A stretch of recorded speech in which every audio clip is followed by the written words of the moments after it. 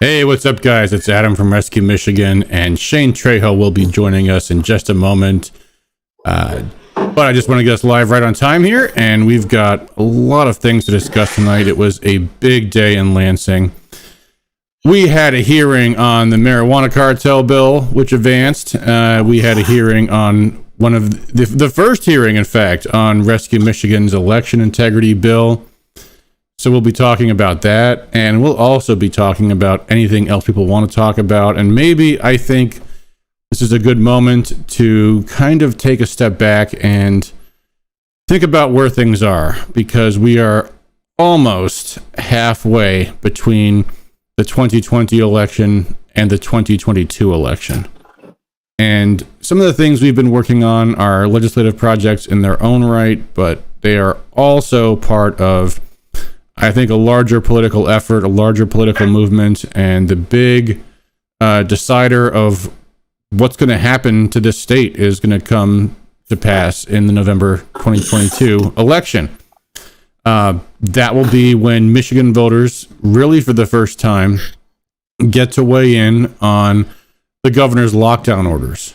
And that's going to be a huge thing. And that's going to be the governor's race, but also the attorney general race, the secretary of state race, and in many ways, some of the state house and state senate races. I think Shane's with me now here. Let me see if I can bring him on screen. Hey, Shane, you there? I'm here. Can you hear me? I hear you. How's it going, buddy?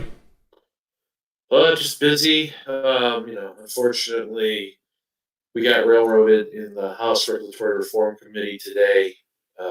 They passed the monopoly bills, so that wasn't fun, but we're not giving up. We're going to keep fighting for the people, for the patients, and doing everything we can to stop this big weed monopoly lobby that's trying to form to dominate the industry. Yeah, well, we'll talk about that in a little bit, and I will say on the other side of that coin is the fact that we now have a target-rich environment of Republicans and Democrats who have decided, in the face of everything that's going on in Michigan, that their priority, even still, is working for lobbyists, working for big corporations, working against the interests of the general public, creating a permanent lobbying cartel in Lansing.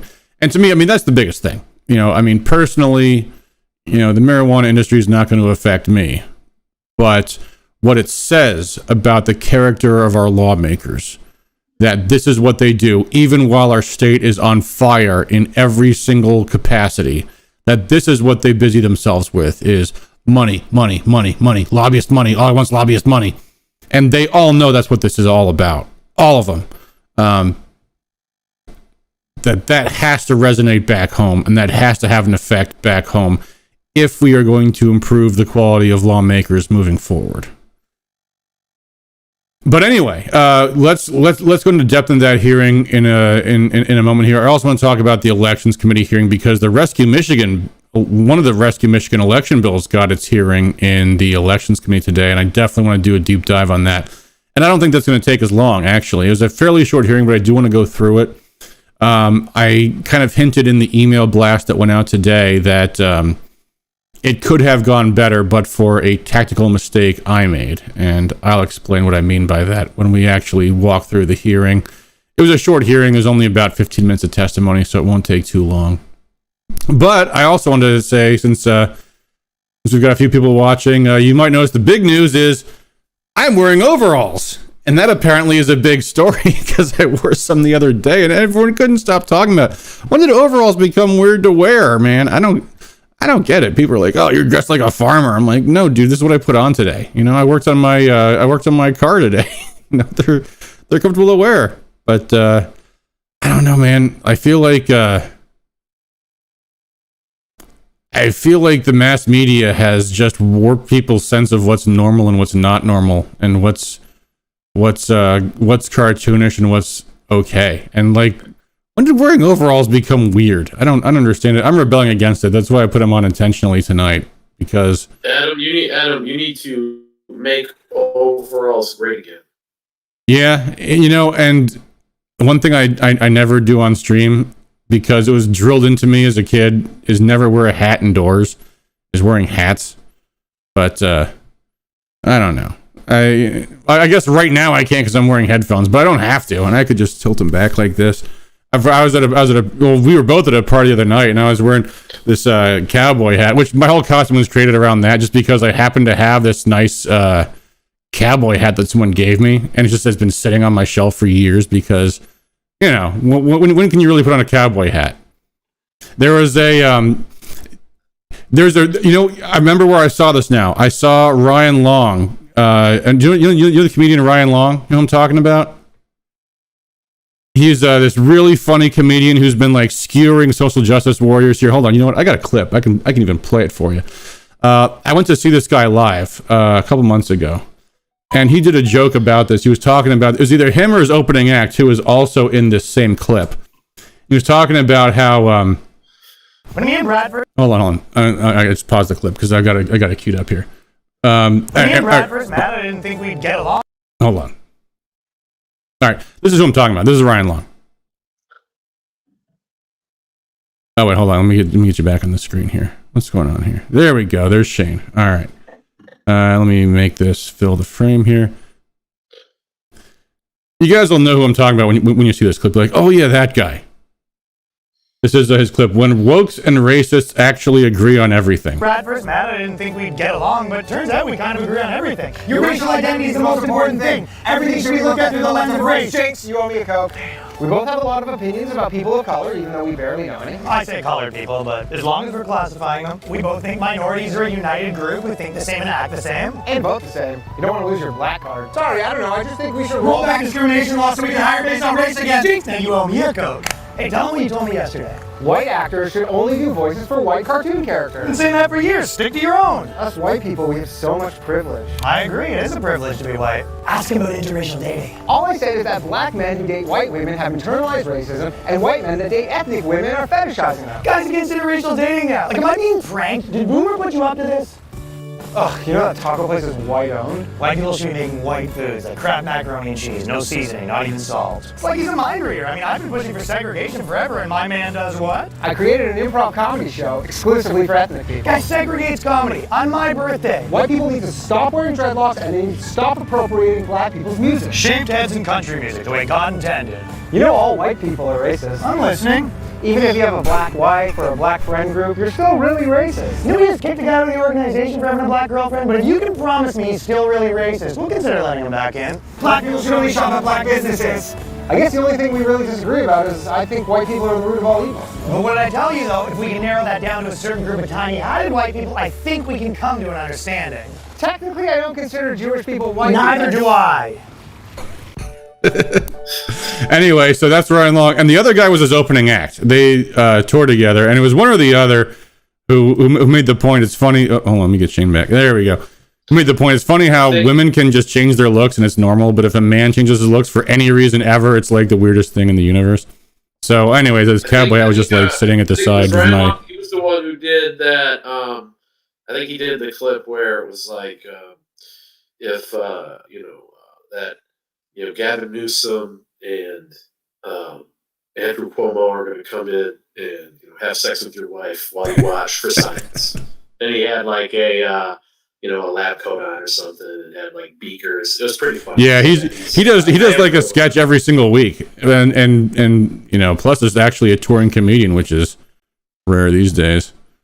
But anyway, good stuff, and some much needed relief. And by the way, another happy story, since we've got to talk about what happened in Lansing today, but Kyle Rittenhouse had a pretty great hearing yesterday. It's been a series of great hearings for him.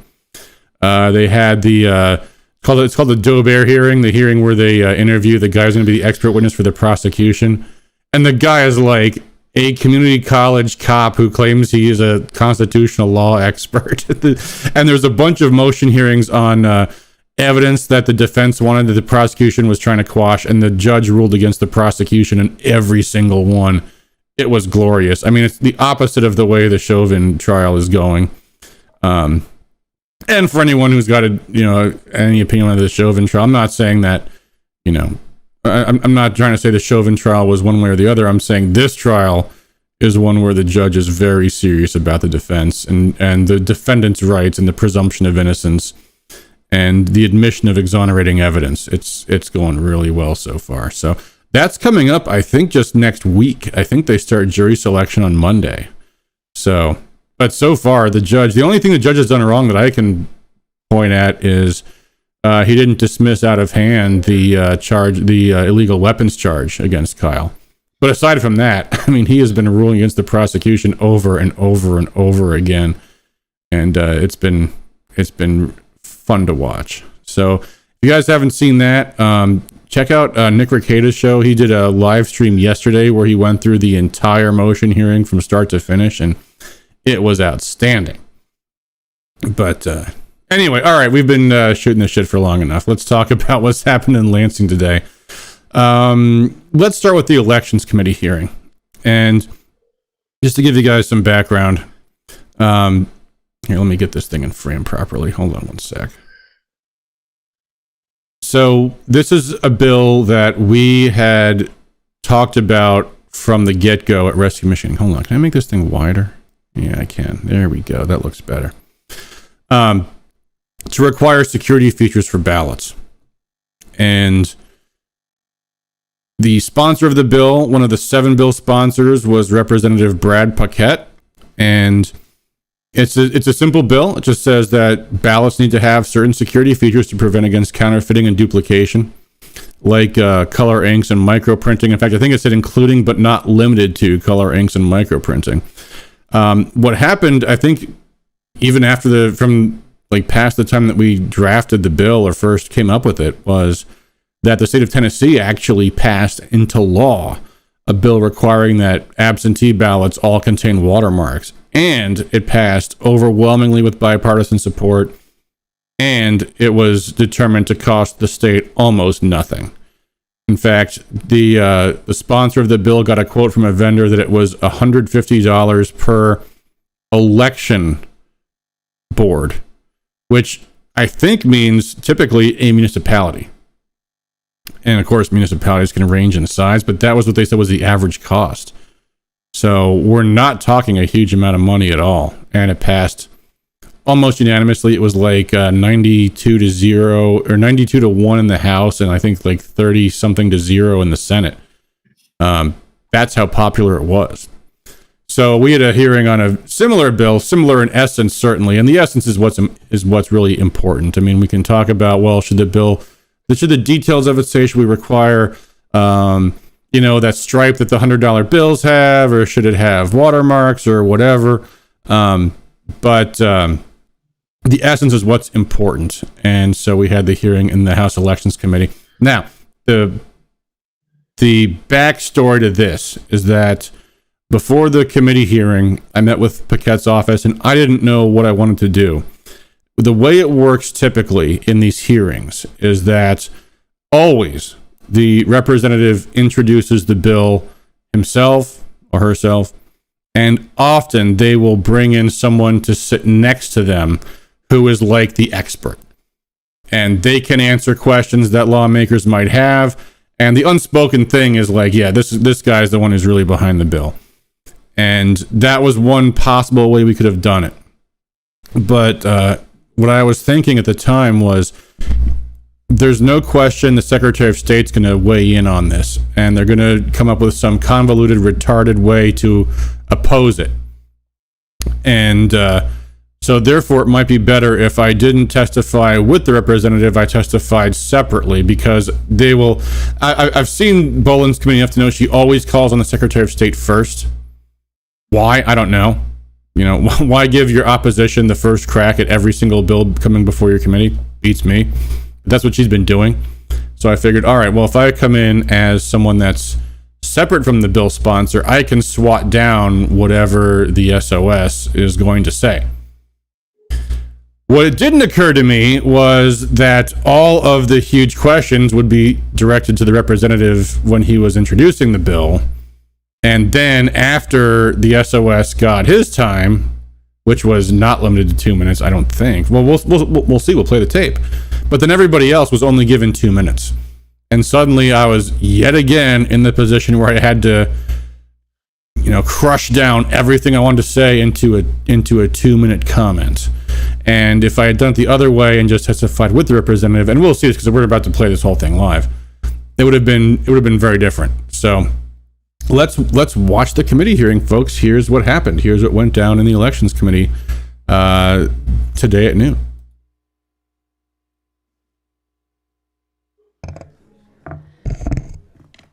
Good morning. We will call the Tuesday, October 26, 2021 Elections and Ethics Committee to order. Here. I'm skipping ahead a little bit till we get to where they actually start. Today we will be taking testimony on House Bills 4967, 5253, and 54. I remember when she was swerving at the Big Tommy Park. Ask each one of the bill sponsors. Yeah, we'll talk about Ann Bolin in a second because, and I should mention that, I mean, we know she hates our guts.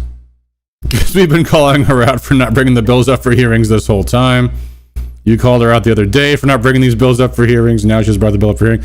And, that's the political game is you can't talk about inside baseball. You can't talk about the backstories of stuff. You can't hold your lawmakers, your colleagues in contempt for who the people supporting their bills might be, that kind of stuff.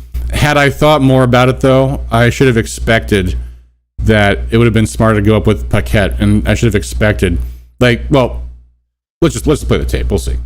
Background on the bill, and then go to committee questions, and then we will open it up for testimony, including people who may be joining us on Zoom. Comments are limited. Please stick to the bill, and they are limited to 2 minutes. We'll talk about that Zoom testimony, too. Start out with Representative Paquette's bill. 4967 regarding security features on election ballots. Rep. Paquette.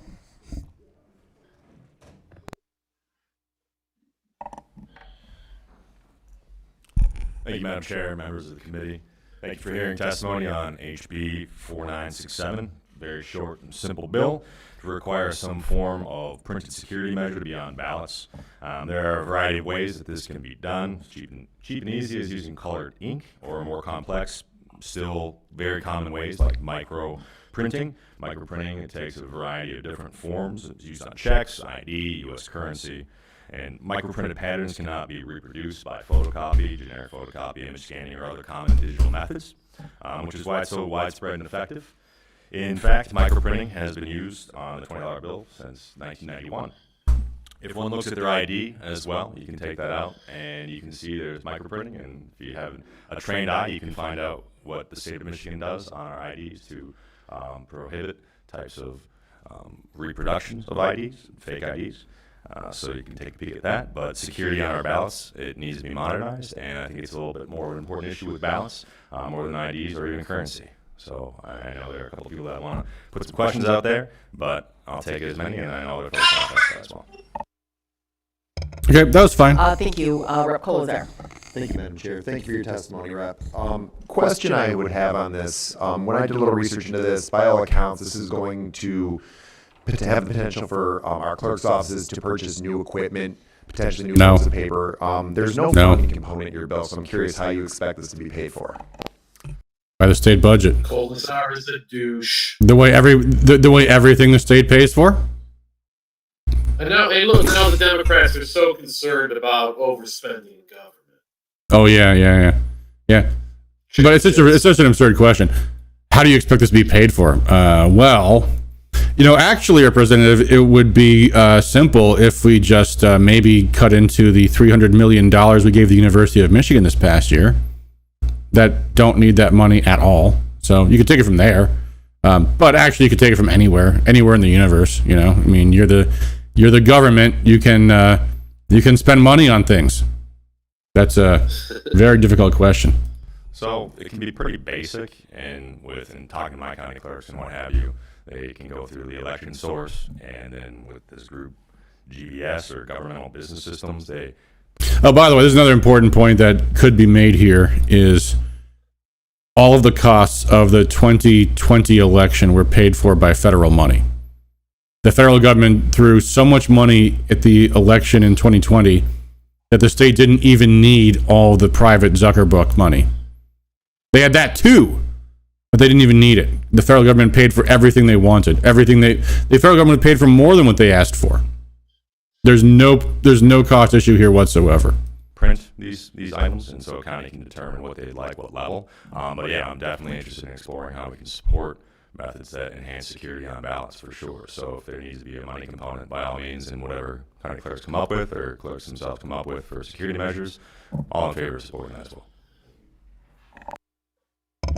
Rob Johnson. Thank you, Chair.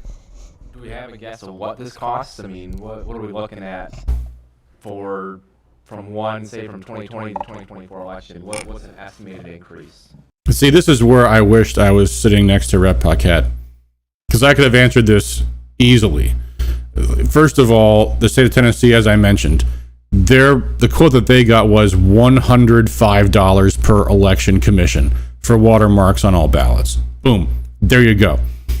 Another statistic I had on hand is that the representatives' offices themselves, actually, they have their own printing office, the Legislative Services Bureau, that prints all of their materials, including their stationery and their letterhead, which can have watermarks.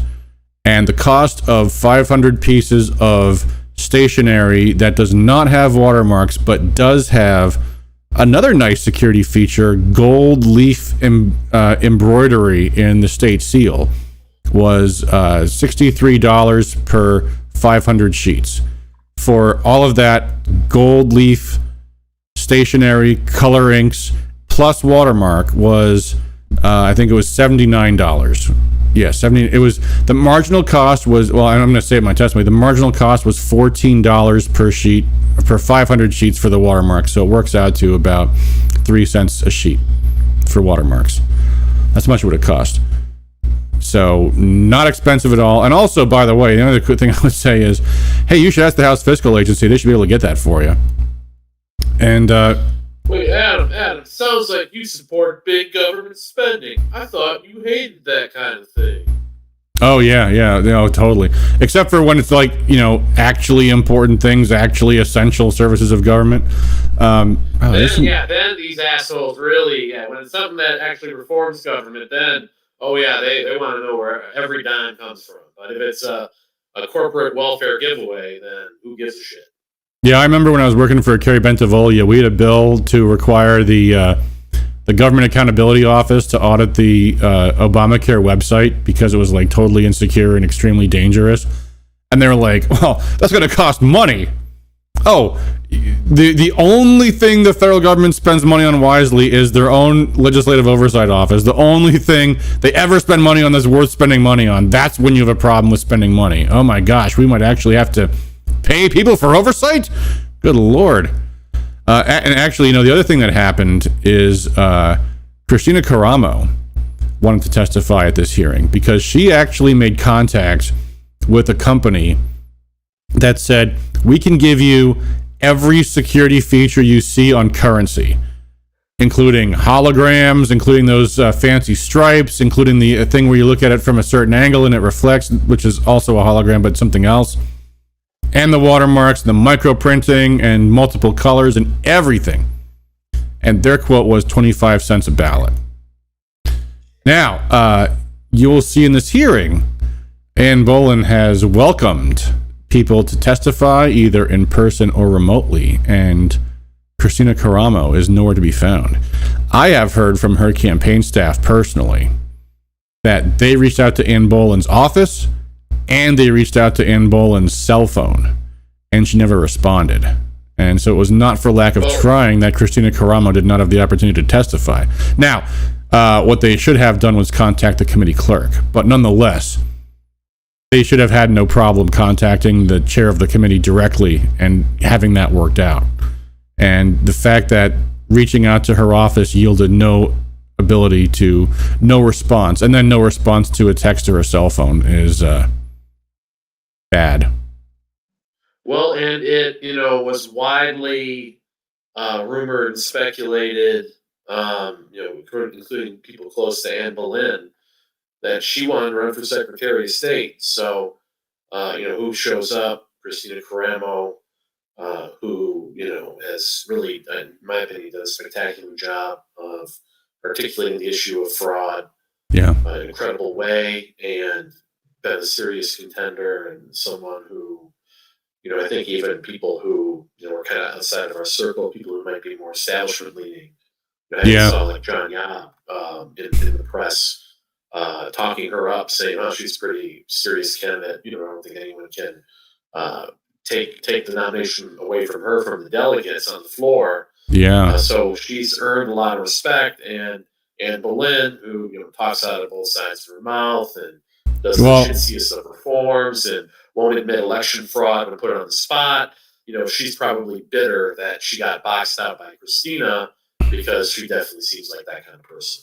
Well, maybe, I don't know, and I don't want to besmirch Anne Boleyn when our bill's up in her committee right now, but you might be onto something there. And by the way, I don't think she's running for SOS. I think that I think that ship has sailed. She got boxed out. Yeah, well, fair enough.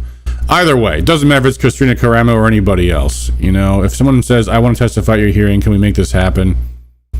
You try to get back to constituents. And I don't know. I mean, as far as contacting her from her, to her cell phone, I understand members don't like when they get requests directly to them from people that maybe aren't supposed to have that information, but she had that information and she didn't do anything with it. So the bottom line is Christina Caramo wanted to testify, didn't get the opportunity. What I hope she does, in fact, what I'm going to do, because what you'll see is going to happen is I only get 2 minutes to speak here, and I couldn't articulate everything I want to say in those 2 minutes, is I'm going to, number one, send them written testimony. Number two, deliver that written testimony to all their offices. Number three, send that to the clerk so it gets entered into their record. And then number four, blast it out to our email list. Christina Caramo can do that too. She can submit testimony for the record. She can submit video testimony even, record a video, send it to the clerk, say, "I'd like this put into the record." All you gotta do is upload it to your website, same place where this video is located or wherever. Or even submit written testimony, put a link to your video in your written testimony, put that in, blast it out to your email list and say, "Here is what I said about this bill." And she'll hear about it. The committee members will hear about it. Just make sure they do. Deliver a copy to their offices, say hello to their staff. You can get your point across. You don't have to rely on these committee meetings to do that. There's ways to communicate to them. These are really just public demonstrations, which hardly anybody ever actually even watches anyway. So if the goal is just to make sure that your perspective is heard by lawmakers, there are other ways to do it besides showing up at the hearing. So we will get our message across. Mark my words. Anyway, all right, let's go back to the hearing and see. I forgot where we left off. Let's just let it go. So based on what the clerks choose for their security measure, so the bill is very open. It can be literally just changing certain small levels of fonts within it, but that, I guess, could be determined. I guess what I would say is that with the flexibility that this bill promotes is that a lot of different townships and clerks will come up with their own methods. And here again, I wish I was there to talk about this with him, because what Tennessee did was very clever. The watermarks that they mandate are actually the seal of the city or township that's issuing the ballots. That's how they do it. And that's really clever, because if you're like a vote fraud operation and you're trying, and the way this all works, the reason why you want to have security on absentee ballots is to prevent against interception and having somebody steam open the envelope, remove the absentee ballot, make a copy of it, and put it back in the envelope again. Even if they have a watermarking operation, they would have to also be determining in real time what city or township any given envelope belonged to. I mean, I guess in a major city that might not be a problem, but in other places that would be a problem, because if a ballot shows up and it's got the wrong seal on it, it would be easily identified as a counterfeit ballot. Then could be seen or reproduced in certain ways, but that's something that there wouldn't be a level of how much that would cost that we could come up with an estimate as of now. It'd be up to the clerks. What would be maybe the more conservative end if they try to do? I mean, we're talking tens of thousands, millions of dollars. Like, well, I have no idea here. Well, what's the cost? I'm not in the printing business, so a very conservative price. Obviously, if they want to go very in depth, it's going to be very expensive. What's a very to produce these types of, especially with microprinting, 105 per election commission. Types of microprinting, and some of the people behind me probably can speak better to this, but to get them a machine. As he just referenced, like, there's other people behind me that really have the details on this, but Boland didn't give us that opportunity You know, she said, "You got 2 minutes, go." So we did the best we could. I'm sorry, man. You were about to say something. I said, why is Steve Johnson such a tool? I don't know. I mean, I get being fiscally conservative. I get that. That could do that type of microprint. Like I said, it prohibits the reproduction with photoshopping and photo imaging from basic generic. Printers. All of us can go buy a printer for like $300 and be able to reproduce some pretty extraordinary images. So to make the microprinting, it probably would cost a couple $1,000s for the machine, but the printing would be just the ink and paper as per the norm. Okay. I mean, I think it would definitely put more security in our election, which is a good thing. Are any other states doing this currently? Tennessee. So I know there's talk about that and discussion around that, but they use microprinting on, again, like currency or coupons. We lose about $300 to $600 million per year, our businesses do, based on people counterfeiting coupons. So some businesses... That's a good stat. I didn't have that. He brought that to the table. I did not know this. Valid argument. Yeah, people counterfeit things because they're worth money. How much money is a ballot worth? Probably more than $1, considering how many dollars are in play. Printing, for example, to prohibit that or to limit that, because a trained eye or with a quick microscope, what do they call it? What's that? Magnifying glass. Sorry, I used to try and answer them. With a simple magnifying glass, you can look at your photo ID under the bridge, and you'll see that Michigan uses microprinting, and again, it's a cost-effective approach, the most cost-effective approach. But if we do this, Michigan, we'd be leading the way. No other states are really doing this. We'd be the ones leading the way on this one. Nope, Tennessee was first. I'd like to lead the way, yes. All right, sounds good. Because I think our clerks would come up with very, very good security measures on their own. So this is very, very basic and allows for innovation, allows for a lot of different types of ideas in promoting security in elections and ballots. Rep. Wenzel. Thank you. Thank you for your testimony. So can you kind of go into detail of if there was a recount, let's say, how would this affect that? How would we go about doing a recount on these ballots? It would make no difference whatsoever. The only difference is if someone, like a poll challenger, identifies a ballot that is lacking security features, they can challenge it as counterfeit. Other than that, it would make no difference whatsoever. So it'd be as simple, especially with the micro printing or with the different types of watermarking, to line them up and to look for them. That's simply what this bill does, is allows it to be seen. And so to promote or to prevent like generic copy machines or photo scanners to print out these images, they have these detailed types of machines, as Rep. Johnson mentioned, which would cost some amount of money to produce these images that are on ballots that can be then seen. So it would just be clearly looking for it. And I guess what fundamental problem are we trying to solve with this? It sounds like a lot more. Oh, here's the fundamental problem we're trying to solve with it. And I do reference this story in my testimony. And this is the big thing, and this is what I regret not being able to slam on more with my limited time.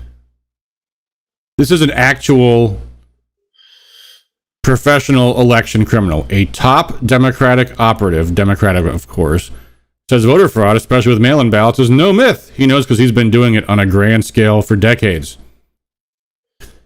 Who spoke on condition of anonymity because he fears prosecution because of his crimes. Said fraud is more the rule than the exception. His dirty work has taken him through the weeds of municipal and federal elections. In Patterson, Atlantic City, Camden, Newark, Hoboken, and Hudson County, his fingerprints can be found in local, legislative, mayoral, and congressional races across New Jersey. Some of the biggest names and highest office holders in New Jersey. I wonder if that could also be happening in America's most corrupt city, Detroit. Gee, I wonder. The whistleblower, whose identity, rap sheet, and long history working as a consultant to various campaigns were confirmed by the Post, says he not only changed ballots himself over the years, but led teams of fraudsters and mentored at least 20 operatives in New Jersey, New York, and Pennsylvania, a key 2020 swing state. And then there's this little segment here. A ballot has no specific security feature like a stamp or watermark, so the insider said he would just make his own. He's put through the copy machine and comes out the same way.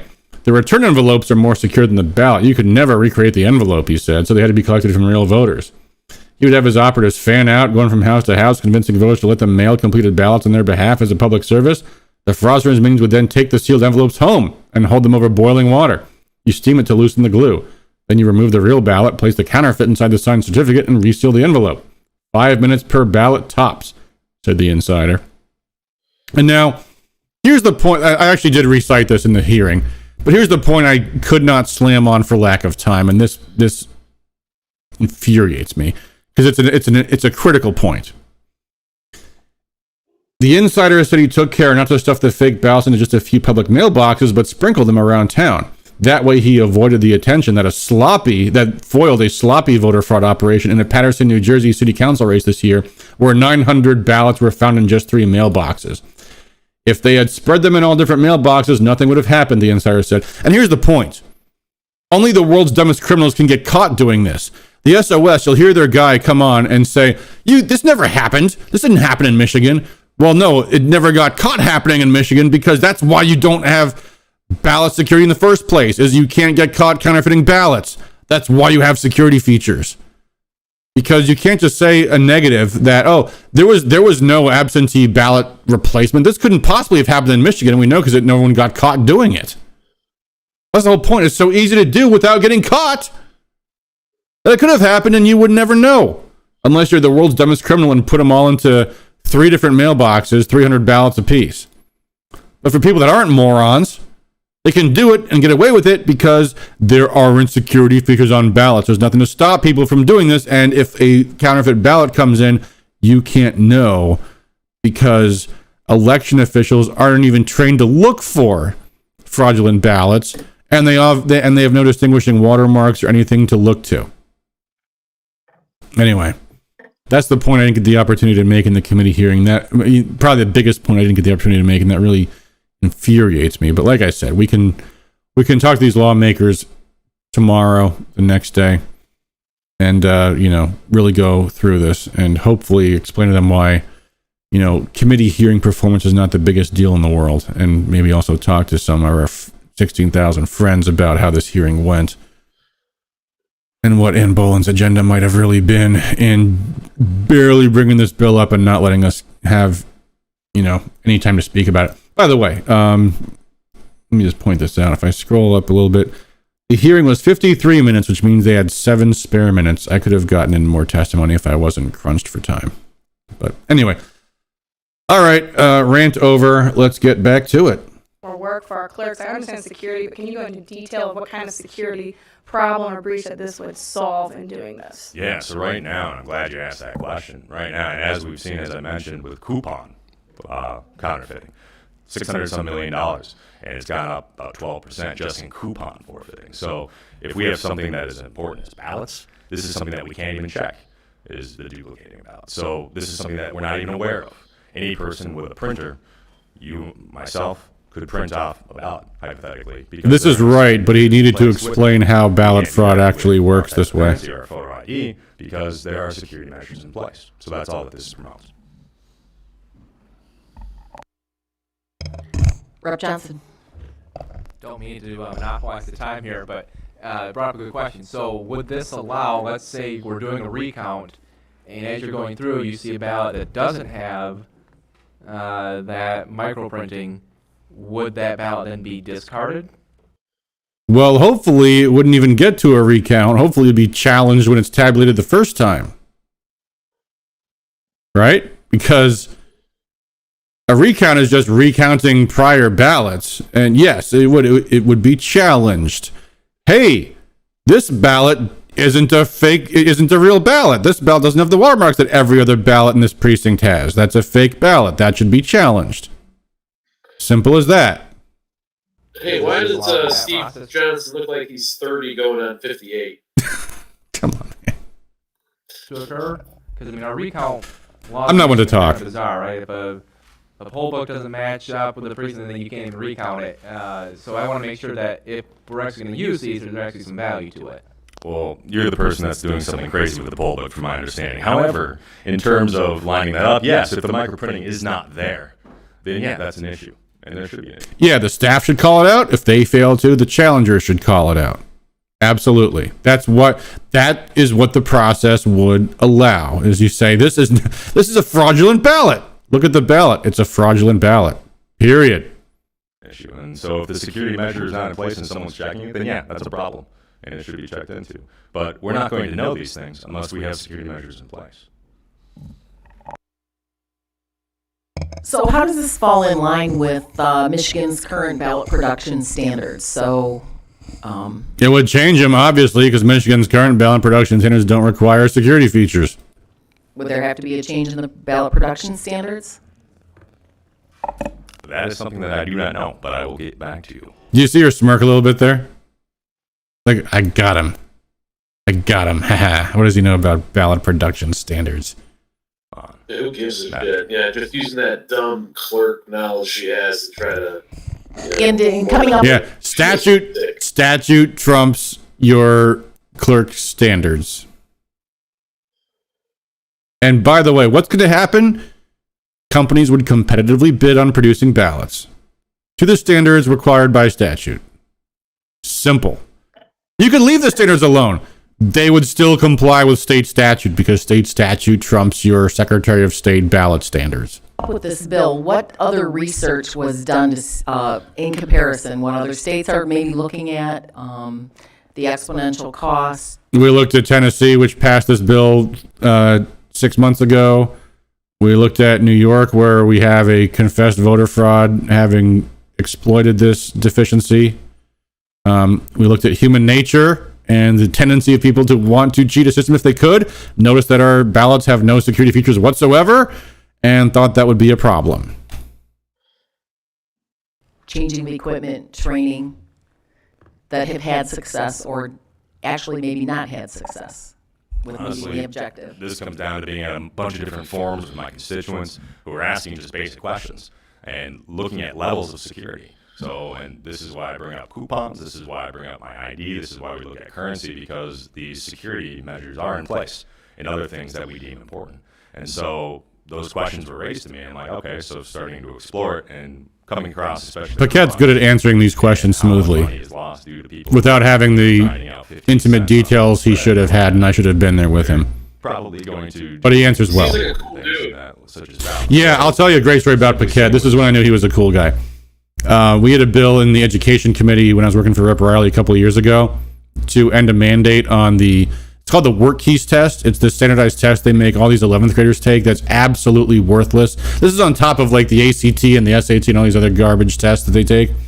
It's supposed to be a career readiness test, which is just, all it means is they phrase the same kind of questions on the other standardized tests in like a work environment. Like, so if you're in a working environment and you have to add up 3 + 5 is what? You know, I mean, it's phenomenally stupid. And I think Paquette's background is in education. He was on the Education Committee, and in the hearing, like right before they call the committee to order, Paquette like just hangs up his cell phone and is like, yeah, I just got off the phone with my superintendent, and he says, yeah, this test is absolutely freaking worthless. He just said that in front of the whole committee for the whole room to hear. And I was like, okay, this guy's cool. So yeah, seems like a cool guy. Doesn't mean he's a hardcore conservative or anything like that, but I like him. So anyway, constituents was the main task, and then looking into different measures, especially on printed items like ballots. Thank you, Rep. Wenzel. So in working elections, before, one of the top things while you're in the working election is secrecy on the ballot. People are very concerned about the secrecy of their ballot. So how would this affect that at all? No, it would not. Not at all. And this is where I think it doesn't go well for Paquette in answering this question, because there's two different things here that get mingled in the minds of these people that are supposed to be experts on the committee and don't know anything about elections. You have a serial number on each ballot.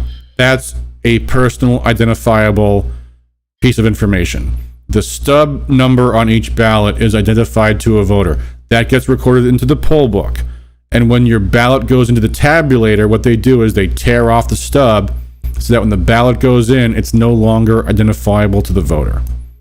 What this bill is talking about is not replacing the serial number, not replacing the stub number. That's the only piece of personal identifiable information on the ballot.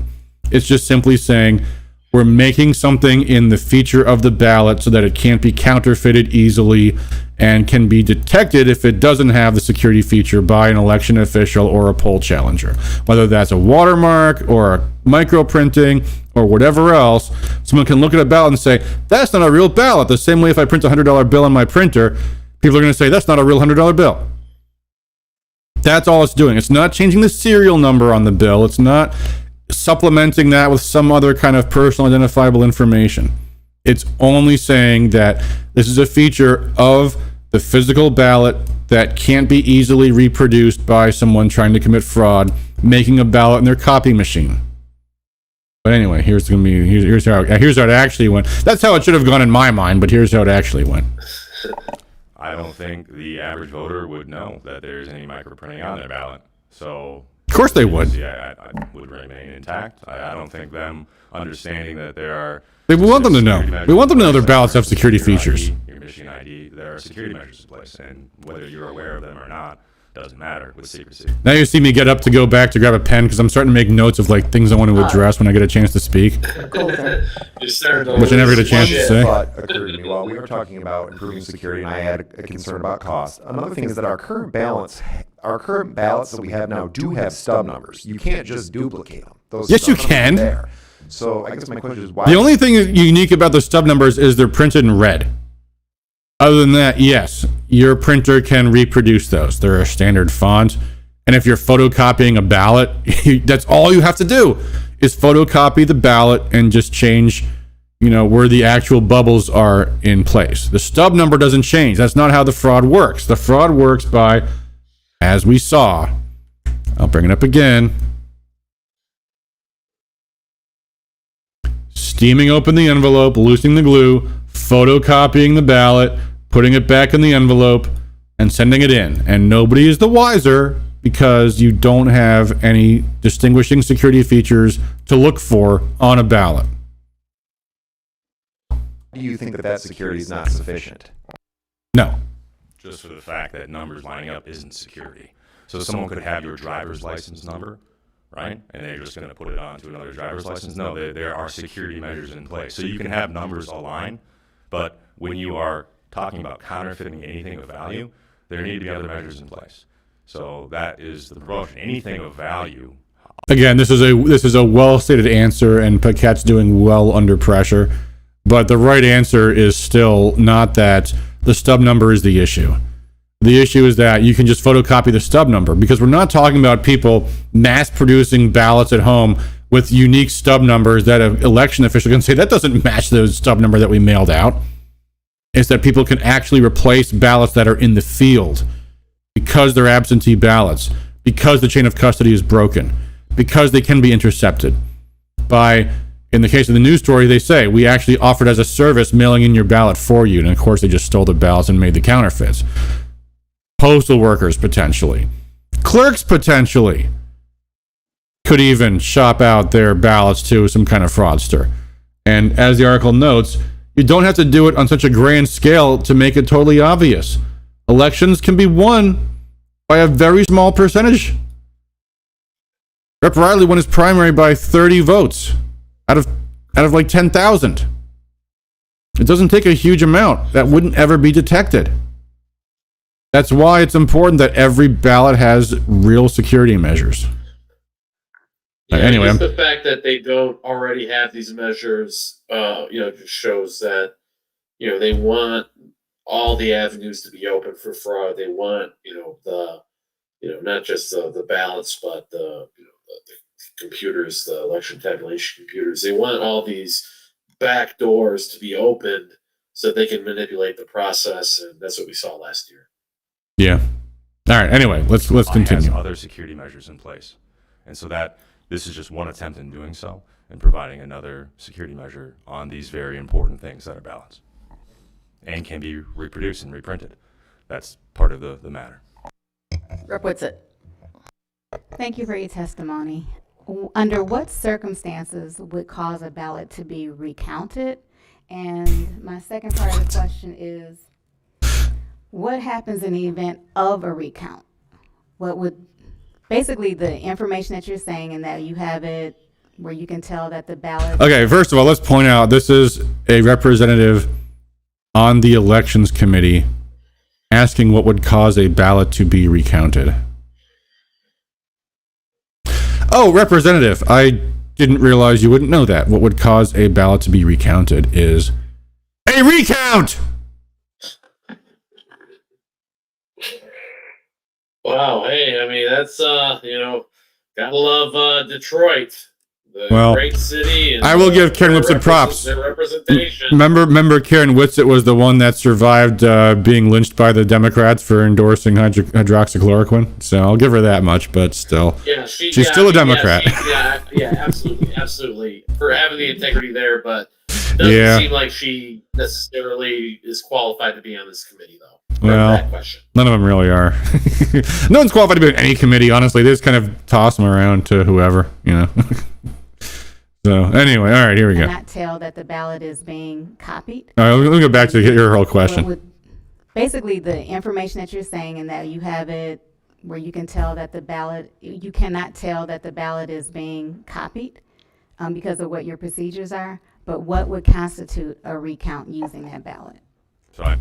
No, it's not what would constitute a recount using the ballot. What would happen normally is before the recount, either the election official, hey Shane, I lost your video there. I'm getting a drink real quick. Okay, yeah, go ahead, man, go ahead.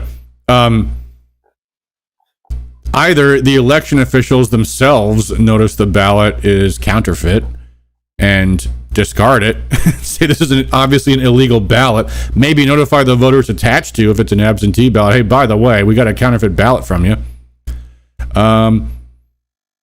Or a challenger does, which can actually happen at an absentee voter counting board. If somehow it slips through the cracks and gets to a recount, a challenger would challenge it. And in a recount, you have typically an adversarial process where representatives of the competing campaigns are looking at all the ballots, trying to grab every vote they can. That's what happens in a recount. In a recount, you have a really close election, and the other side that lost, whichever side loses, wants to pick up every vote possible, and the other side wants to stop them from picking up votes, so they're looking at every ballot carefully. And if they see a ballot for the opposition is counterfeit, they challenge it, and they say, look, this ballot doesn't have the watermarks that all the other ballots do. This is a counterfeit ballot. You can't accept this. That's what would happen. That is what would happen. It would go to adjudication, and if the adjudicator allowed a counterfeit ballot to be accepted, that would go to litigation, I would hope. If it comes to that point where that number of ballots can be challenged because the election officials are accepting challenged ballots that don't have the necessary watermarks on them, that would absolutely be grounds for litigation. That they can say, these are counterfeit ballots, Your Honor, and sooner or later the truth comes out. Preferably, election officials of their own volition do the right thing. If not, challengers can push them to do the right thing, and if they absolutely refuse to, canvassers can make them do the right thing, and if they don't do the right thing, a judge can make them do the right thing. I mean, that's the process. That's the process for challenging election fraud. In every type of election fraud. That's how that works. Anyway, all right, let's continue. I've spent too much time on this. We're already almost an hour in, so let me try to talk less. I know candidates themselves can ask for a recount, things along those lines for sure. But in terms of this and what the bill does is it would just promote these security measures so that if a recount were to happen, then they could look at the ballot and they could ensure that these very, very basic microprinting or whatever the clerks come up with, whether it's different color font, what have you, are checked and they're able to see that. And the consistent security measure is in place. And that would just be one extra additional step to realize that this ballot was not duplicated in any way. So I have a question for a point of clarification, or in what is the goal to not be able to recirculate a ballot? No. Or is it that one person's ballot couldn't be duplicated? By the way, this is all Ann Boland knows exactly what this is about. She's the election expert. We've talked to her about this in the spring. She's just saying, hey, Representative, can you explain to me what this is going to do? It's for the purpose of duplication. So we don't want ballots to be duplicated in any fashion. And so having counterfeited measures in place, just like duplicating any other item of value or a thing of value. We want to make sure that is one, that is given to the voter and that it can be checked, that the security measure was in place and it wasn't duplicated in any way. Okay, so is the security measure, I know a lot would have to work out, but is the security measure intended to have any personally identifiable information to be able to track it back to the user, No. to the voter? As of now, no. Okay, thank you. All right, any other questions from committee members? Thank you, Rep. Paquette. Appreciate that. Thank you all. And Adam Reams from the Secretary of State's office. Now, you'll recall in the outset, you said that everybody except the sponsor would get only 2 minutes. Thank you, Madam Chair and members of the committee. Doesn't remind him. We don't have a formal position on this bill yet, but I do want to just outline some of our concerns here. Of course, I always like to start by reiterating that the last elections we've had have been some of the most secure in history. There have been actually, court cases. we were talking over, but the audience was laughing at that too. They were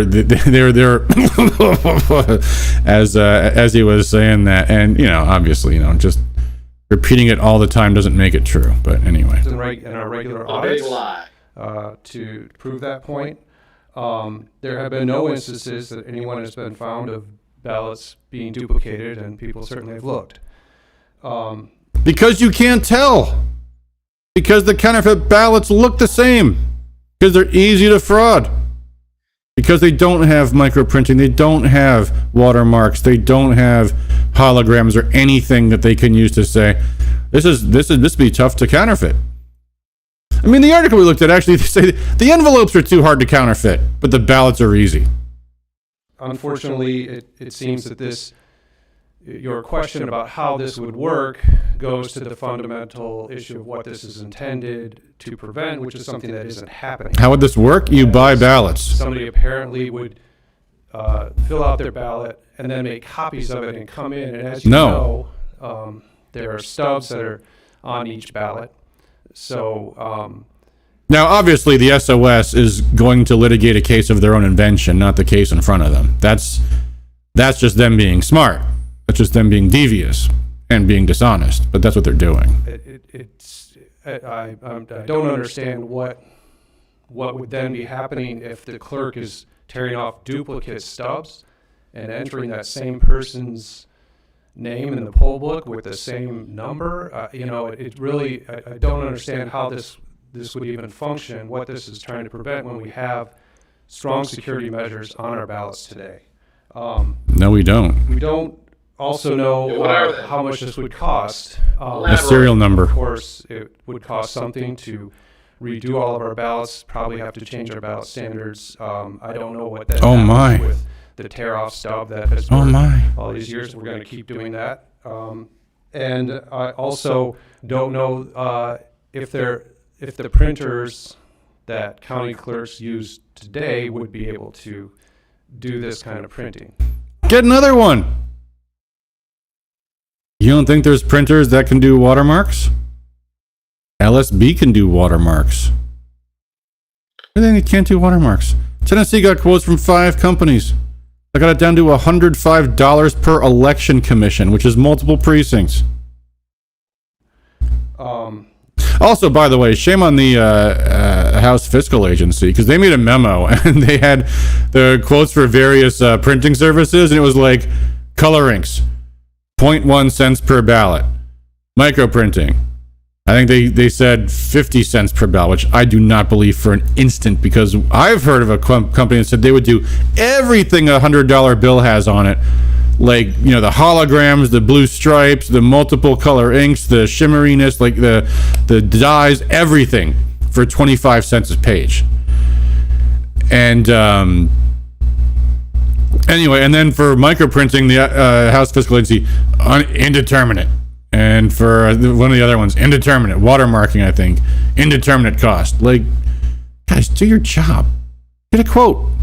That's your job. Call LSB.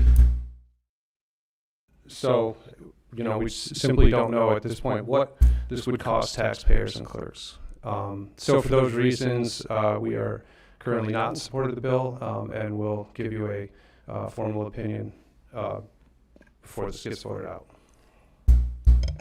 Hey, that's promising. Before this gets voted out, I like that. I have a question about the duplication of paper ballots. So typically if a ballot comes in and it must be duplicated, a paper ballot, for example, a federal a move ballot comes and somebody prints it out. Those ballots have to be duplicated onto approved ballots, correct? With the stub? Correct. They're transcribed. So What does the that have paper to that do with somebody prints anything? on their off-the-shelf printer is not the ballot that goes through the tabulator. It's actually duplicated onto an official ballot. Correct. And that official ballot is accounted for, and it's through our stub system now. Yes. Thank you. The stub system is used on AV ballots as well. This has nothing to do Rep. with Johnson. anything. Thank you. So you have to admit it would increase election security, right? I mean, it wouldn't decrease it. We really haven't determined if that's exactly true or not. I don't That's a know good question. what other challenges take this back would everything pose I said that about it. maybe There you go. securities really need to look at it more thoroughly. But I guess my point was that our system is secure now, and that the particular kind of fraud that this seeks to prevent hasn't happened, and it's difficult to imagine given the current security system that we have. Okay. My biggest concern with the legislation is the cost. I think it's clearly going to cost some level of money. We're not sure how much. Let's take that aside for a moment. I think it has to, by definition, increase security, whether or not This it's is needed so or not. unreasonable that the They House have Fiscal Agency study doesn't give one. them numbers to go by. If That's you their take job. cost out of the equation, is there really a good reason to be opposed to it? I'm not seeing any in my mind. Well, if in addition to costs, of course, this is going to be a change in how elections are administered. So there'll be No, it doesn't. Actually, it doesn't. There'll be a certain amount of work. You just that'll buy have to be better done, and, ballots. an incredible amount of testing, I'm sure, too. Equipment. Testing. that You look at a people have to ballot. Oh, it's got a train on watermark on it. use and all that. But I've come here on a few different occasions where I feel like what we're responding to is a narrative about what happened in the last election, not the question of what do clerks need to help run their elections. This doesn't seem to me like the kind of thing that would support their work as much as the resources and reforms that they've already asked for. So is there some minor security improvement that this could provide over our current one? I'm not sure. And I would say that there are considerable costs to taxpayers and to clerks and to the idea clerks. that there was again clerks. something wrong with this last election. Clerks don't So even those pay for reasons, elections. Those are The state those I did. think are good reasons. The feds to did in the oppose last it. As I election. said, we haven't established a formal position, but those are what I would consider good reasons. But yeah, this is why we need to thank you have for that. hearings on all the So, rescue just a couple Michigan of bills things I just, because we get these assholes up there, they squirm, you Yeah. can see how full of shit they are, and that's big in terms of going against their talking points, and that when they oppose just the most common sense of reforms that cost nothing and have to spin these talking points that even the layman can see, oh, they're full of shit. That's why we need hearings on all these bills, and I'm glad that Rep. Boleyn put this bill up for a hearing. Hopefully, we get a vote on Finally. it very shortly. I don't trust her. We got to keep pressuring her, but Yeah. we need hearings on all those bills, and Well- we need to keep pushing this issue, especially heading into 2022. We're going to have conversations with all these committee members this week because we didn't get our time. And a big part of that was my own tactical mistake in not asking Rep. Paquette to come up with him. because I could have answered all those questions in depth the way I just kind of did after the fact just now. But not that way, because it didn't come out in hearing. And we'll see. I get 2 minutes to say everything I want to say, and I don't get enough time. But we're getting to the end here, so let's finish this off, and then we'll get to a much shorter hearing in regular form, and then maybe just kind of talk about the big picture and wrap up.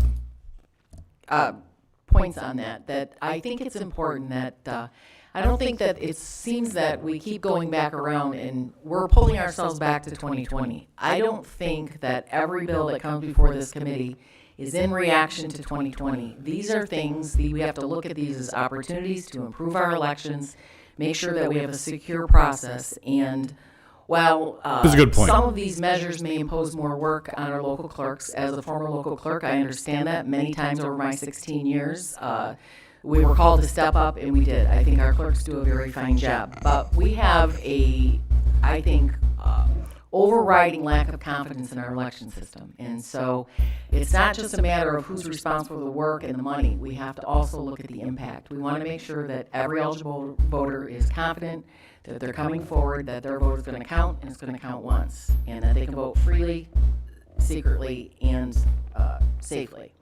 So I think that's Good point, Ann. especially important to keep in mind. Also, I don't think we wait for widespread fraud to make sure we're protecting our systems either. And, Also a good point. I think, we saw a complete overhaul in our elections with no reason AV. In 2020 was the first general election with that. So we had a constitutional amendment that fundamentally changed our elections in the state of Michigan, and we were able to pivot.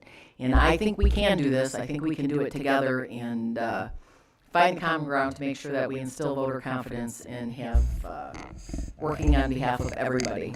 Well said. So with that, I do echo your concerns about just what does that entail.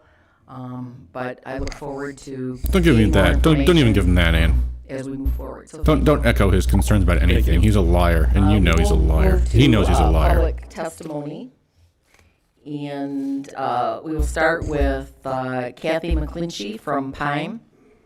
And again, you will have you can come forward, please. I know we did receive some written testimony, which will be posted onto the committee's website, and you have 2 minutes. 2 minutes. Thank you, Now, Chair Bolin. She's speaking on behalf of an organization that has a stake in this. As much as Adam Reams from the SOS does, he got a lot more than 5 minutes. She only gets 2. But here we go. Here is her testimony. Representative Packett and there are other representatives for giving me this time to speak.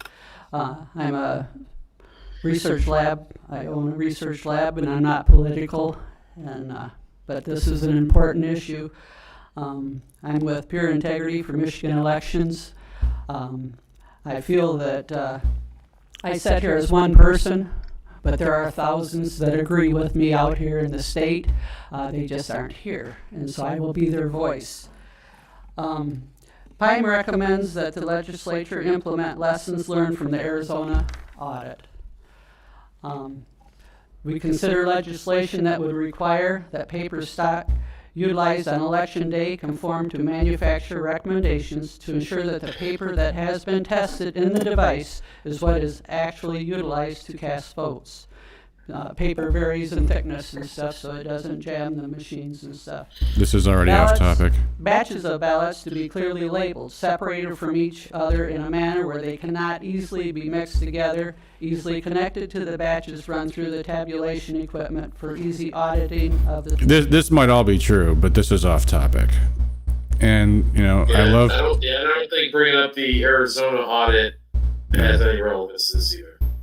No, I mean, I like PIME. I'm not saying this to disparage them, just offering constructive criticism. She gave them 2 minutes. She gives us 2 minutes. You really want to give the most hard-hitting testimony you can on exactly what this issue is about, and that's not how this time is being used. So, oh well. The system.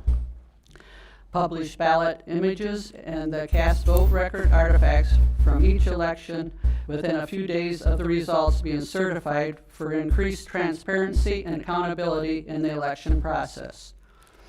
Create an election audit department in charge of regularly conducting audits on a rotating basis across all counties after election. Consider legislation to require all ballots be cast on paper, hand-utilizing paper with security features This is such completely as off topic now. watermarks or similar technology, with a detailed accounting of what paper and quantities were used in any given election cycle. Ensure that mail-in voting incorporates an objective standard of verification for each voter identification, similar to ID requirements required for in-person voting. Consider legislation to render invalid any ballot containing a quick response code, barcode, or otherwise computer-readable symbol, mark, or imprint. Why would a ballot contain a QR To the code? human eye. Consider legislation to remove all quick response codes, barcodes, or otherwise computer interpretable symbols marked. What's happening here is they're quoting from recommendations that are addressing problems in other states that Michigan doesn't have. Some other state, they have QR codes on ballots or stubs or something. And that's what she's trying to address. Because they've copied and pasted language coming from multi-state efforts. And this is why I've been warning people. From the cyber ninjas. Well, I mean, there may well be issues in other states where they've got like QR codes on the stubs or something. But this is the problem with a lot of these multi-state election integrity organizations is every state is different. Every state has so many different details in their process. And in the 2 minutes that she's got to zoom in on what's wrong with not having any security features on our ballots, she's talking about problems that other states have that we don't have, because we don't have QR codes used in any way in our elections. So anyway, not the best use of the time. And again, look, I'm not trying to disparage Pime. They're great people. They're doing good work, but this testimony could have been better is all I'm saying. Marks or imprints from all ballots and voter-assisted terminals. Consider legislation to penalize purposely inhibiting a legislative investigation or an official sanctioned audit of an election. Nothing to do with this bill. These are things that we think that would be helpful. I mean, there's nothing more sacred than our ability to vote. That's our voice. And I think that anything we can do to secure it and to confirm to the people of Michigan that their one vote, one day happens. Thank you. Thank you. Any questions? No, we're just having you provide testimony. Thank you, though. Next up, Adam D'Angeli. All right, now I'm thinking live here. I'm going to condense everything I got to say to 2 minutes, but here we go. Thank you, Madam Chairman. I will be happy to answer questions because, well, I'll answer the questions you asked to the gentleman that introduced the legislation. So, first off, to the essence of why this bill is so critical, and this article, I think, really illuminates the issue. This is published in, let's see here, New York Post, August 29th, 2020. This is prior to the November 2020 election. The headline is Confessions of a Voter Fraud. I was a master at fixing mail-in ballots. And this is a operative who had worked, and it says the New York Post had verified his rap sheet and long history of working as a consultant for various campaigns, testified as to the various ways they actually committed election fraud successfully. And in particular, they have a subheading, Phony Ballots. The article goes on. The ballot has no security features like a stamp or watermark, so the insider said he would just make his own ballots. I put the ballot, and we're talking about intercepted absentee ballots. So the issues we're talking about with the stub and the number, that's something that they can recreate. What they're doing is eliminating a ballot that's in the field and replacing it with their own manufactured ballot. He says the envelopes are the tough part, but the ballots are simple because you just put the ballot through a copy machine. So he says you'd have operatives fan out, going house to house, convincing voters to let them mail completed ballots on their behalf as a public service. The fraudsters' meetings would then take the sealed envelopes home, hold them over boiling water, steam it open to loosen the glue, and replace the ballots with their own. That's the purpose of having security features on your ballots. And we certainly support, I'm speaking on behalf of the Rescue Michigan. Now, this is where I didn't have the time to ram the point home that I wanted to. But I know I've already burned through half of my time just reciting that story. I didn't have time to explain. Here's the problem. You can't detect vote fraud of this type unless the idiots screw up so badly that they get caught, like they did in that one case where they dropped 900 ballots into 3 mailboxes. Because there are no security features on ballots. Don't the drop boxes just enable this sort of fraud on a level that was previously unimaginable? Well, in a different way. But yeah, I mean, that there is once again another chain of custody issue where who knows what someone can do to tamper with ballots that are in those boxes, including just, by the way, lighting the drop box on fire, as happened in at least one precinct last year. But again, this is, and I'm apologizing for my lousy testimony here, but I'm telling you, it's because I didn't have time to really get into all this. So I'm feeling the time crunch. I'm trying to go through all these different points that they've screwed up to this moment. Like, this is why this matters. This is why here's how we can show this happened. So I'm playing catch up here, and it's my own fault. It wouldn't have gone this way if I just appeared with the sponsor of the bill, and if any more of our bills come before the committee, that's what will happen next time. Anyway, here we go. Here's the rest of it. Michigan Coalition, we certainly support Rep. Paquette's bill in its essence, although I would point out that in the state of Tennessee, they actually implemented proof of concept here. They passed Senate Bill 1314, requiring water markings on absentee ballots. This bill passed the Tennessee Senate 27-0 and the House 92-1 before being signed by the governor. It enjoyed bipartisan support. Representative Antonio Parkinson, Democrat from Memphis, said Democrats are for secure elections. And Republican author of the bill said there are 5 vendors in the state that provide the paper for absentee ballots and are able to put watermarks on the ballot. The sponsor. So again, look, I haven't wasted my time. I'm burning through this stuff now. Look, Tennessee did this. Proof of concept. This has happened. Here's how cheap it is. It's bipartisan. You guys should all support this the way Tennessee's Democrats did. Of that bill said the estimated cost would be $105 per election commission. There's your number. There's your number. Tennessee. To the issue of cost, you might also look to your own printing costs, your state's legislative letterhead. You can purchase for $59 a ream with gold foil, or $73 a ream for gold foil and watermarks. So that would be a marginal cost of $14 per 500 sheets, or approximately 3 cents per sheet. Question is, what's a secure ballot worth? What's the motivation for people to counterfeit ballots? And the answer is people are, for many reasons, real and imagined, very, very concerned about elections, and some would do anything. That's why this measure is important. It's a common sense measure. It's been adopted in Tennessee. At this point, Ann Boland's giving me the, wrap it up, you're done. Your time is up. The details of it, whether it's watermarking or microprinting, and I think some other people might even have more information about what vendors are available in Michigan to provide. Christina Caramo, who tried to speak today, contacting Ann Boland's office and her cell phone, and she never responded, which is too bad. By these ballots, security features would be helpful. Thank you very much. Do we have anybody on Zoom? No. Nope. Thank you very much. She's not on Zoom. So we have cards not wishing to speak. Kristen Smith Pime does not wish to speak, supports the bill. Erica Perezman, Michigan Democratic Party, does not wish to speak, opposes the bill. There you go. And Rosa Kovac, ACLU, does not wish to speak and opposes ACLU opposes the bill. Why does the ACLU oppose the bill? Why would the ACLU oppose this bill? It's more fraud, the far left scumbags. That's why. Yes, you're right, but I'm being facetious. The real question is why, under what public explanation do they weigh in opposition to this bill? I'd like to know.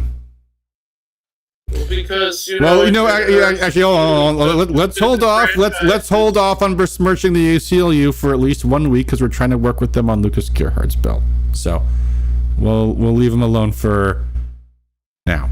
Let's just leave it there. Let's just leave it there. All right, and let's move on because now it's getting really late. We're at almost 80 minutes and we haven't gotten to the other hearing. One thing I would like to bring up to end this would be maybe we should try to get Christina Caramo to come on this podcast sometime. I'd love to have Christina Caramo on this show. Talk about this. This is an open invitation. And that might be a good way to get some pressure on these bills and get everything moving forward in the right direction. Yeah. So we gotta work on that. I think that'd be great. I'd love to have Christina Caramo on the show. All right. Anyway, this is the end. This is the end. And I do have other people that are speaking to all the bills. I'll bring up those later. They're just comment cards, not wishing to speak. So thank you for that. We'll be moving on to House Bills 52. And that's it. That's the end of that hearing. All right. So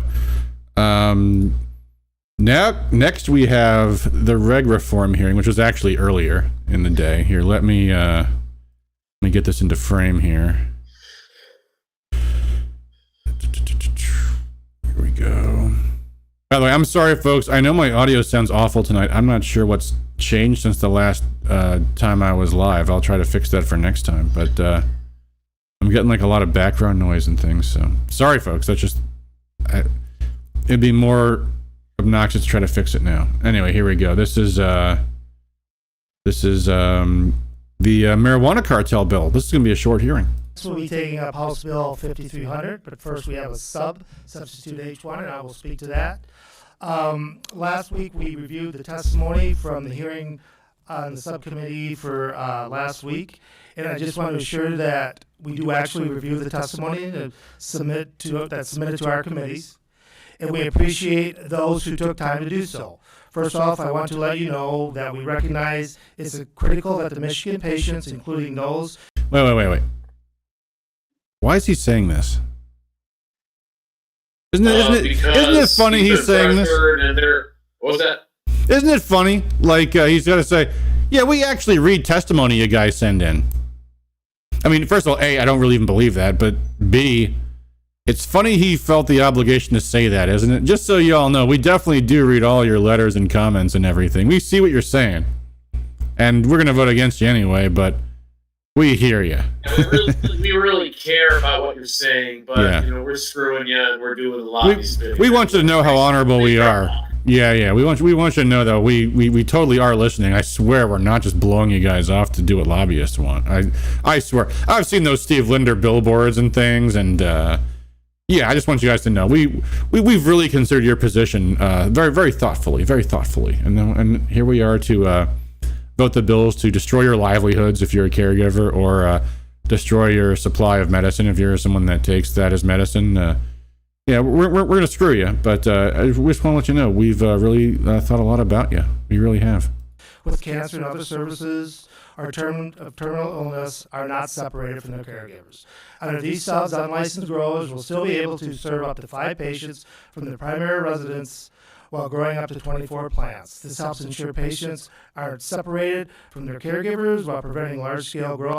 Let's look into this, actually. I'm going to look and see right now if the H4 sub is available, because that might actually, let's see. Oh, there is a substitute H4. Let me see if I can find it here. Substitute H4. All right, hold on. I've got this pulled up. Let's take a look at this, shall we? This is the sub that the committee actually passed today. Let's see what they did. And this is a long bill. I don't have time to read through all of it. We don't have the time, but I just want to go to what he was just saying about the really big thing, which is the limitation on the date of the restriction on caregivers. Let's see if I can find where it was in the original. Hold on. I don't want to take all night looking through this. Well, here we go. Okay, I see. Okay, wait, here it is right here. I think 180 days after the effective date of the Amendatory Act. I think what this is saying is it won't take effect for 6 months. And hold on. Let's see here. Hold on. Now, obviously, the intention of this bill, nonetheless, is going to be the same thing. It's going to be to restrict competition. But let's see if we can identify what, if any, conciliations they actually gave us. Hold on, let me try this. Hold on, I'm going to look this up. 5301. Let's look at the original. And let me search for the word March. Okay, here we go. So it's on page 30 of 39, and we're in section section 6F. All right, let's see here. Let me go back to the substitute. This is how we do legislative research, folks. We read the bills. We look for the thing. We find the thing. Then we compare it to the other thing. This is in section 6, I think. No, this is section 7. Okay, so section 6. This is moved. Oh, they've renumbered everything, but it has to be in this orbit. Look, what they're doing is they're giving the caregivers a pittance. They're saying, right. Well, sure. You know, we're not going to screw you as hard. You know, we're going to put a little lube on of course. it. Right. Know, that's the whole thing. And you know, they crafted this BS with lobbyists in smoke-filled back rooms. The caregivers were not at the table, and they're hoping that we sit back and take it. And Representative Hawk, he really cares. He really cares about what the cancer patients had to say. Yeah. Bullshit. We see through that, and we're doubling down. We're not taking this line down. Right. Well, in essence, I'm certain you're correct, but I still want to do a deeper dive. We'll have to do it another time because I'm not going to live on air start dissecting going between these two bills. But they're saying they did something, and I want to find out what that something is because these details do matter. So we'll figure that out, but not right now. So all right. Anyway, let's let this guy ramble on. Operations from wreaking havoc in our neighborhoods. The substitute also maintains the ability for caregivers to utilize a new specialty grower license if they would like to have up to 72 plants and be able to sell their overuse. Now we need a motion to adopt H1 substitute. Representative Hoytiga moves to adopt H1. Madam Clerk, will you please call the roll? Chair Hoke? Yes. Representative That's a sign. Did you catch that? Hoytiga introduced the sub. It's a small thing. Like whoever introduces the motion, it's just a minor little detail, but you don't introduce a motion you're voting no on. You don't participate in moving something that you're going to be voting no on. So the minute they say Mike Mueller moves to report the bill out of committee, you know Mueller's voting yes. Because if he was voting no, he wouldn't have made that motion. He didn't want to be attached to it. So that's Hoytiga on the sub. Yes. Bellino? Yes. Hall? Yes. Mueller? Yes. Wenzel? Yes. Now, just to be clear, this is a motion not to pass the sub, but to adopt the sub to replace the original bill. This is a procedural vote. It's not very important. Yes. Steven? Yes. Young? Yes. Mr. Chair, H1 is adopted. All right, now we will move on to report House Bill 5300. Yeah, now this is the actual vote. Now, there's multiple bills in this package, and the big one that has the operating language is 5301. But they're what's called tie-barred. They all pass or none of them pass. So they're all essentially one thing. So every now and then you'll see a lawmaker do something weird and vote yes on some parts of a package and no on other parts of a package. But if they're tie-barred, they're all really the same. So the way I look at it is if you cast some kind of indeterminate vote, or you'll see there's going to be lawmakers that vote pass, it's up to you how you interpret that. My interpretation is you're voting with what prevails. So if you vote pass and something passes, you voted yes. If you vote pass and something is defeated, it's like voting no. If you're voting yes on parts of a package and no on parts of a package, but the whole package passes, it's like you voted yes for the whole package. That's my interpretation. And it's not up to the politicians to decide how the voters interpret it. You know, if I'll drop mail against a candidate about some bill they voted on, let them explain to the constituents why we're saying the wrong thing. That's not our problem. That's their problem. In my view, a pass is a yes on this bill. And it should be your view, too. Representative Mueller makes a motion to report House Bill 5300. Madam Clerk, will you please take the roll? Chair Hoke? Yes. Representative Hoytiga? Pass. Pass. Yes. Bellino? Yes. Hall? Yes. Mueller? Yes. Wenzel? Yes. Clements? Yes. DeMuse? No. Outman? Yes. Cartel? Yes. Yancey? Pass. Garza? No. Whitworth? Yes. Steven? Yes. Young? Pass. Mr. Chair, you have 10 yeas, 2 nays, 2 passes. House Bill 5300 is... And the votes for the other bills are all the same. So Hoytiga and two Democrats, Yancey and Young, voted pass. I contend that's exactly the same as voting yes, just more cowardly. It's just a way to say, to maybe try to hoodwink constituents. Oh, no, I didn't vote yes. I didn't vote to advance that bill. You did. You did. Because if you voted no, maybe it wouldn't have. Actually, in this case, it would have. But you were too chicken to go on the record voting yes. That's all it means. You were too chicken to vote the way you were going to vote. You chose not to vote. You chose to let the majority prevail and would not go on record voting no. That's a yes to me. So there you go, folks. The two that voted no were Alex Garza and John DeMoose. And that's it. Now, I think we should talk about kind of where this bill is now. And, in the scheme of things, for the Rescue Michigan Coalition, marijuana is not our issue. I think from my perspective, there's two reasons why we should be concerned about this bill. Number one is the sheer offense that with everything that's awful happening in our state right now, this is what lawmakers still find the time to do, is to kowtow to lobbyists. And secondly, because having seen the impact of lobbies like the groups pushing this bill, it's the same thing. It's the same thing as the liquor distribution cartel. It's the same thing as the energy monopoly cartel. This is how they're creating enduring, powerful institutions in Lansing that ultimately cause and preserve long-term economic harm. And they do it because it enriches them as politicians. And it really shows what their character is. So...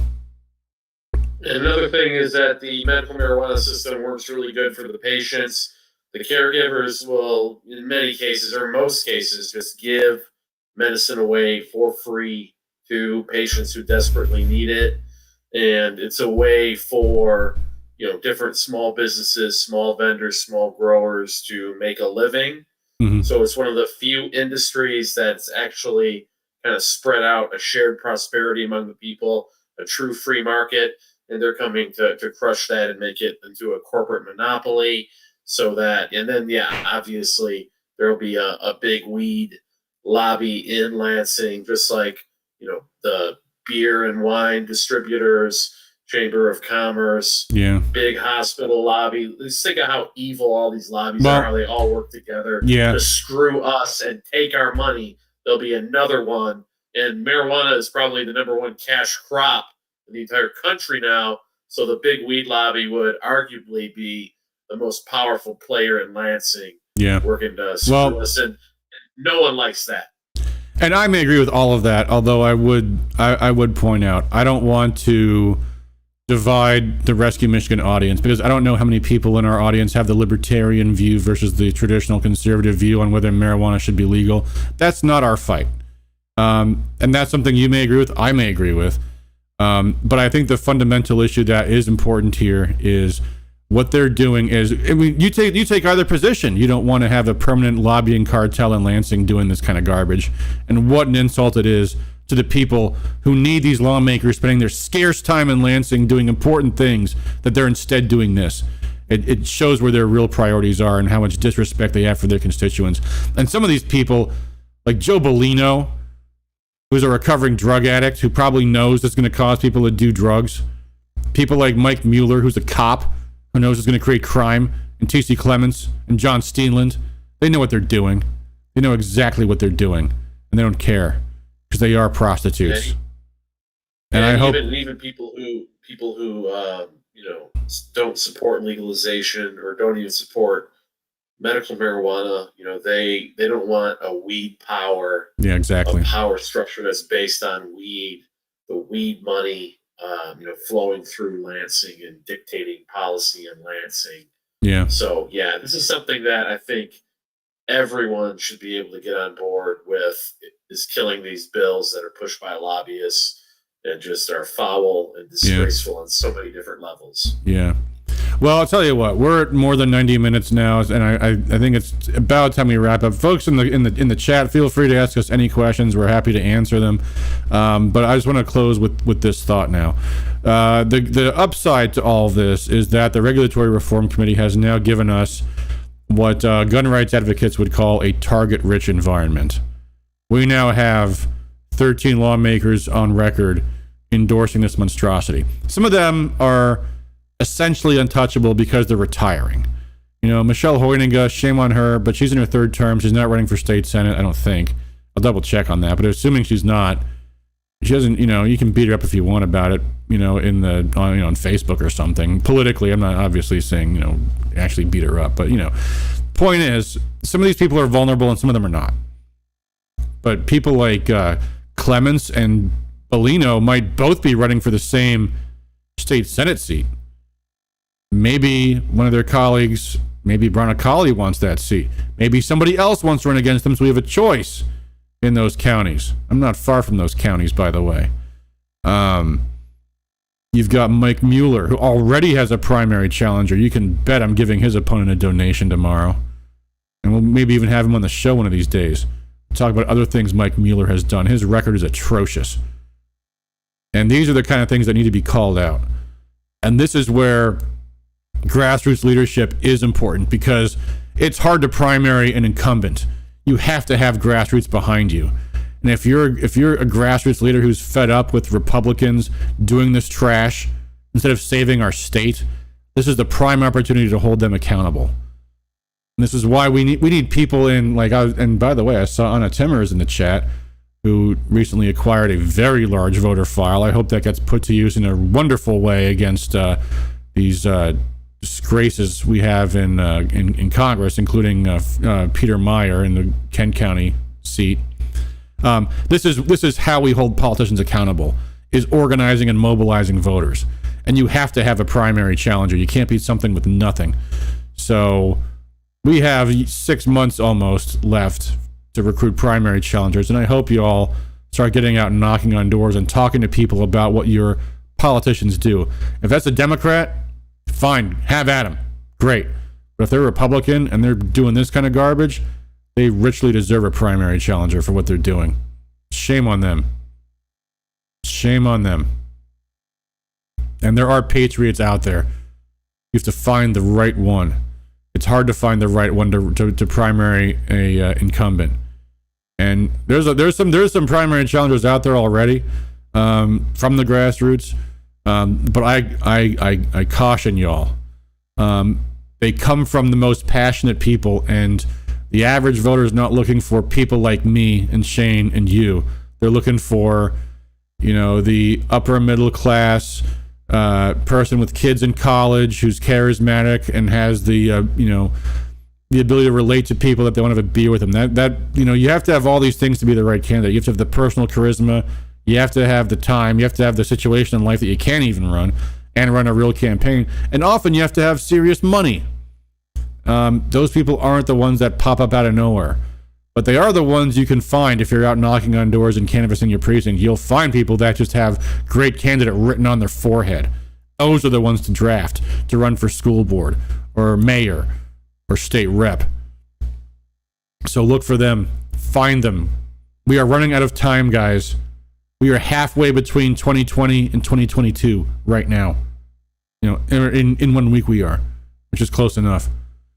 How much organizational development has happened in the past year? How much has to happen before the next election? It has to happen soon. It has to happen immediately.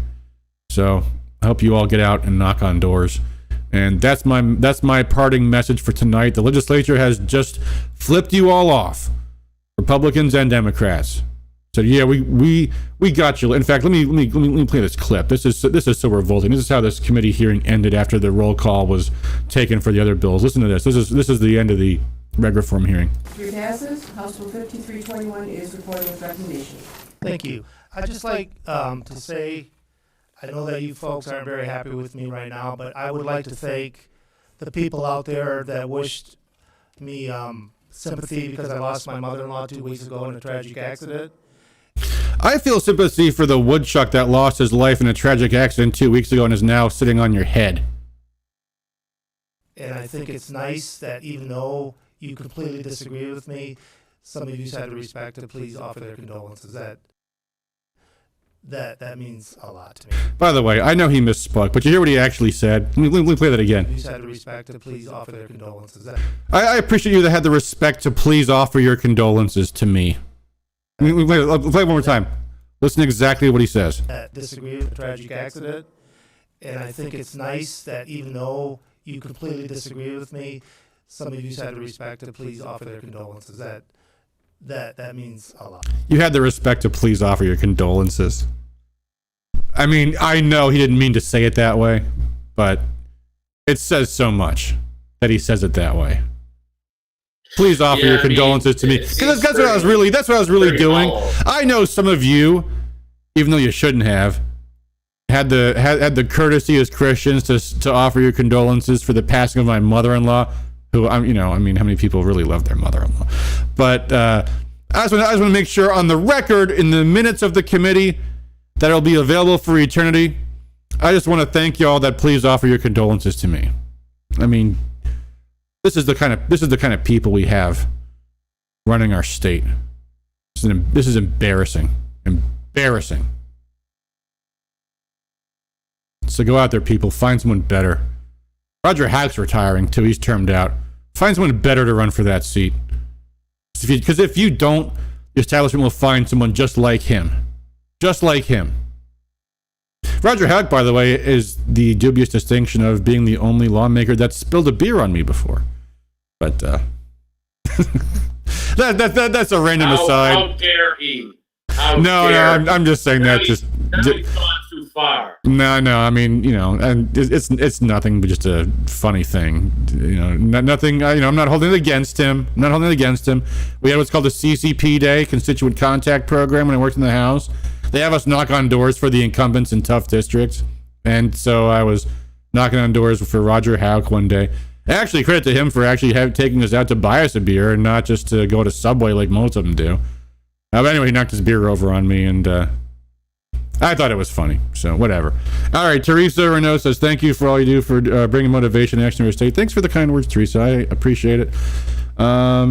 Yeah, other than that, I think we're about ready to wrap, man. It's 11:42.